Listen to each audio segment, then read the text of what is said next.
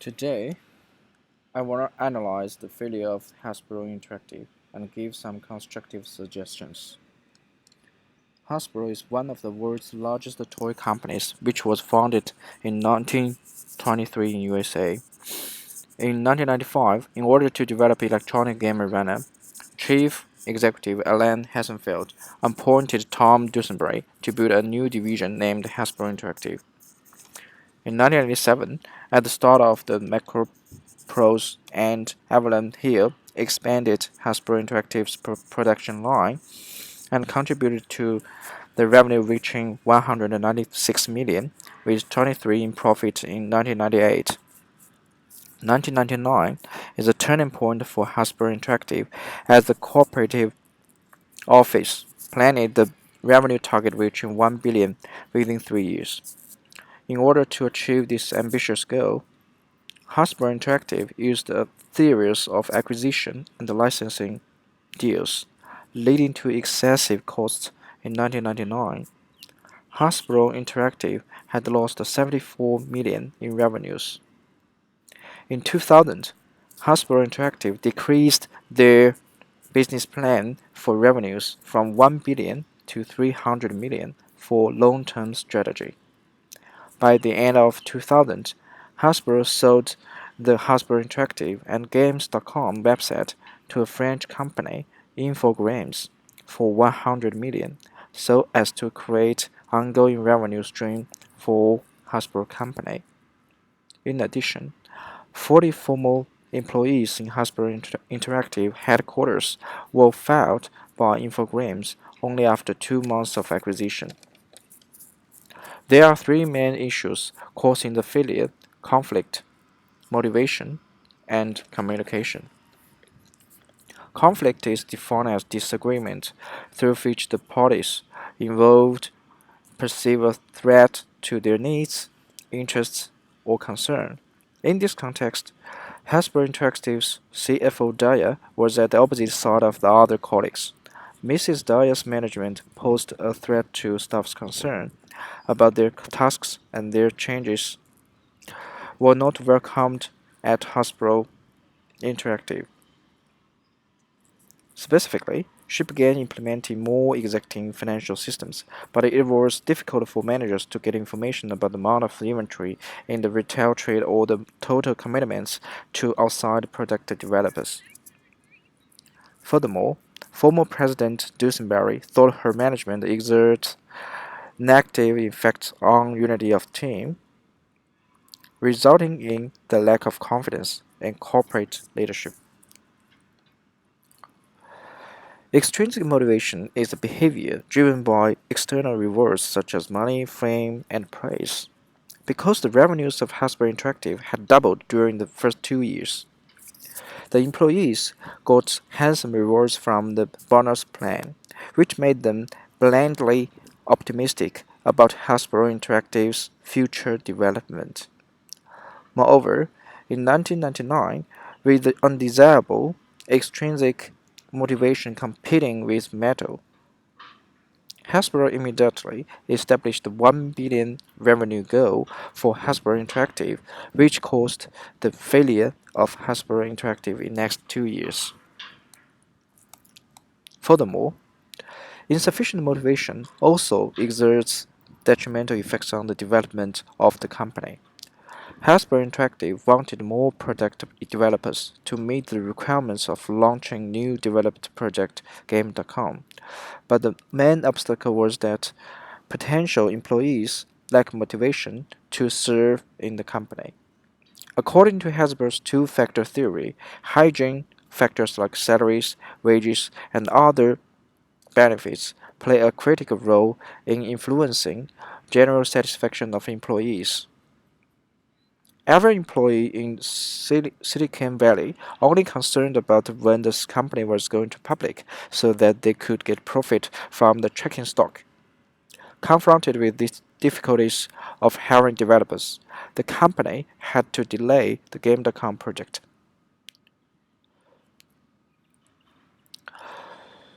There is nearly no effective communication between executives in Hasbro.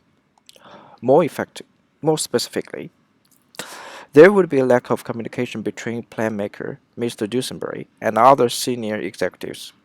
Early in 1999, there was a realistic target in which the revenues would reach 1 billion in 3 years.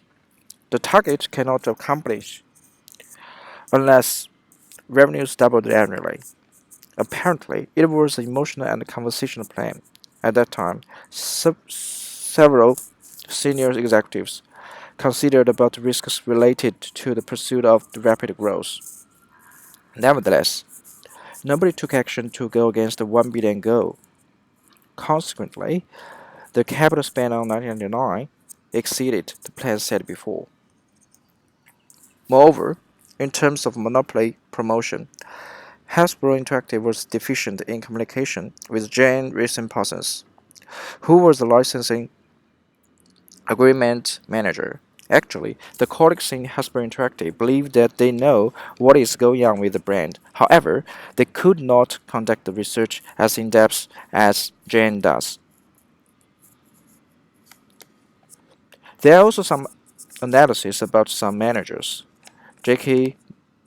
J.K. Dyer, Tom Dusenberry, Alan Hassenfeld, and Herb Baum. J.K. Dyer served as Chief Financial Officer in Hasbro Interactive. Just a few days after she started working with Hasbro Interactive in the fall of 1999, she noticed that the division could not reach the expectations set for the year, so she started implementing more exacting financial systems.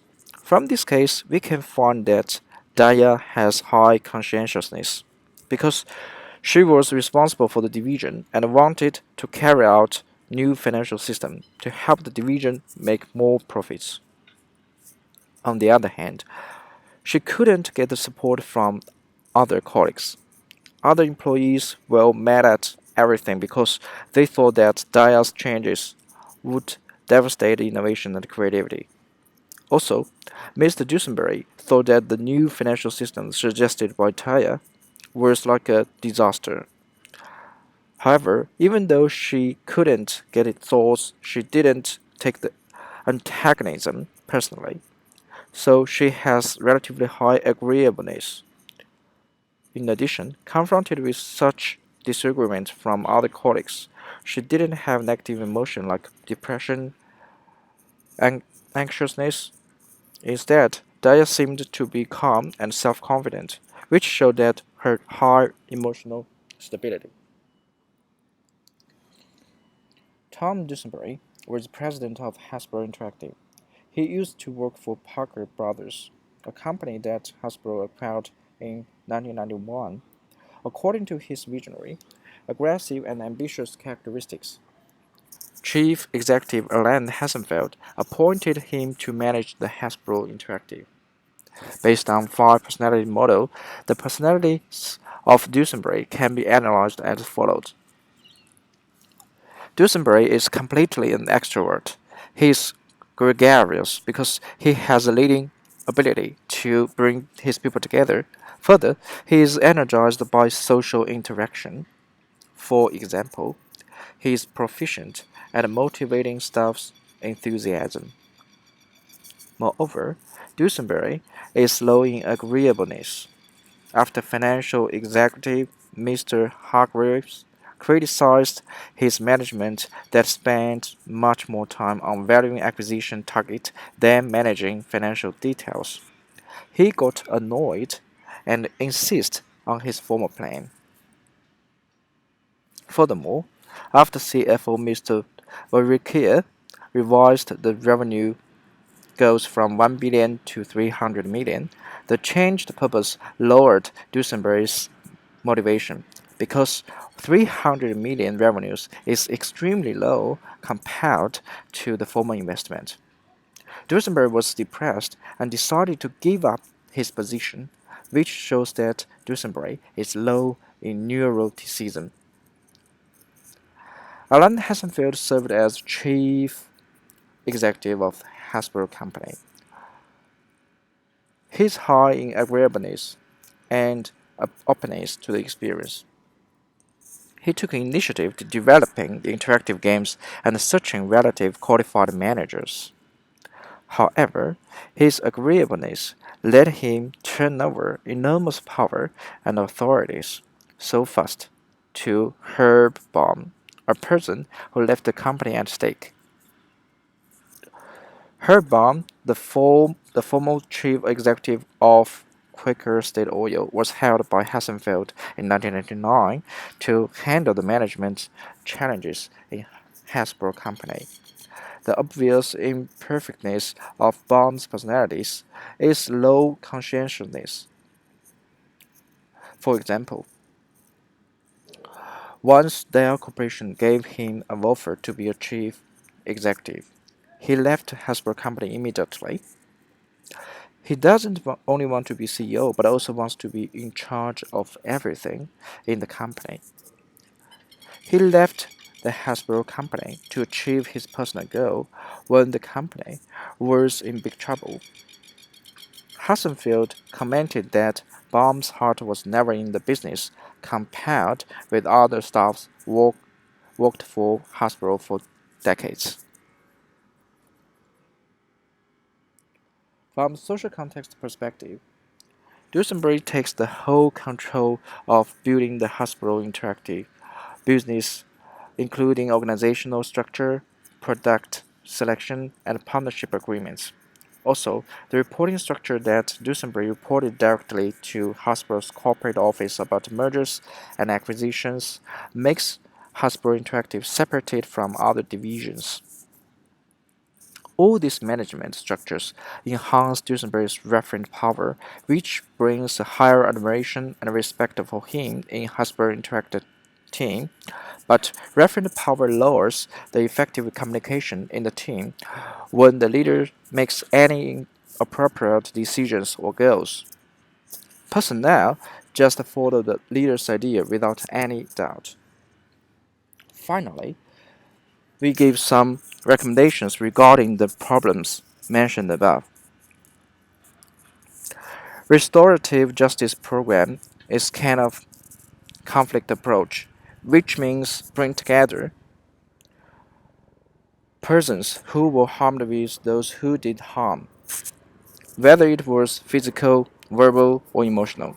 It means sitting down together and discussing what happened, what harm was done, and how to restore right relationship among the persons involved. In order to alleviate the conflict between Daya and other staffs, they should hold a meeting which includes Daya, colleagues in the division, and the President Dusenberry to discuss about main contradictories happened before.